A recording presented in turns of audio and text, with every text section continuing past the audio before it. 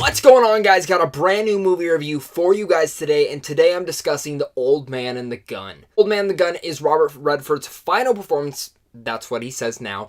And it's also directed by a very criminally underrated director, David Lowery, the guy who was in charge of Ghost Story last year, one of the most underrated films of that year, and he did the criminally underrated Pete's Dragon. And every time this guy gets signed on and do something, I'm full on board now. And this film, it was one of my most anticipated for later in the year. A lot of the reasons because it's Robert Redford and it's this director. Now, what's The Old Man and the Gun about? Well, The Old Man and the Gun's a crime drama with some small elements of romance and comedy in there. It's about a man named Forrest Tucker, played by Robert Redford, who is an old man who's robbing some banks, but at the same time, he actually meets a woman, played by Sissy Spacek, who loves him in spite of his chosen profession. And on this way, with this whole thing going down, you have Casey Affleck, who's the man in charge of trying to pursue and find out who is this guy. This movie, I'll just straight up say it, it's one of the most delightful and charming films I've seen all year long. It's right up there with Paddington 2 for me.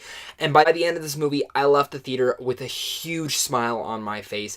And a lot of the things goes is that David Lowery got the same effect that the old man leaves with every single person he robs. He always leaves them seeing and having a smile on their face. And it's the same way with this movie. The second you leave the theater, you just got a big old grin on your face, smiling and enjoying the time that you had in this movie. And my God, I mean, the performances in here are great. Sissy Spacek is fantastic. Casey Affleck's good. But my God, Robert Redford, as a final performance that he gives out, I can totally understand why this guy blew it out of the park. Again, playing this delightful, charming man who just, again, brings a smile to everyone's face, just like this film did. And Robert Redford nailed it. Easily one of his best performances in the last couple of years. I wouldn't go as far as to say it's one of his best performances because this guy has one of the biggest filmographies.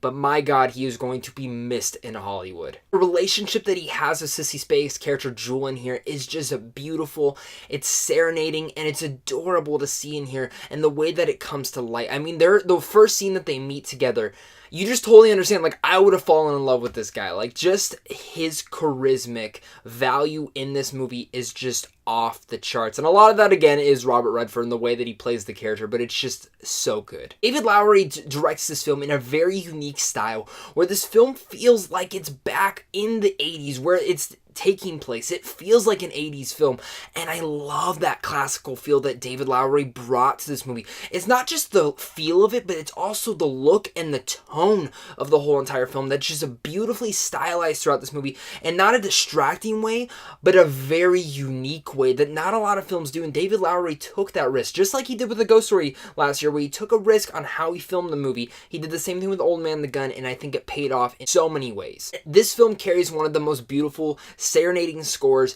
that just ties the whole film in a nice little package by the end of the movie. With the sound and the music playing throughout the movie, it just fits the whole film perfectly. And I'll go as far as to say it's not a perfect movie. It is a very enjoyable film. It's a very delightful film at that. I do think, though, it's a tad bit slow, kind of in the middle of the part, and I kind of found myself getting a little bit uninterested in the Casey Affleck detective work stuff, and I kind of wish it would have just focused more on the old man and his relationship with Jewel. I was expecting the film to focus more on that, and surprisingly it didn't as much as I thought it was going to be, which again surprised me through the whole entire film.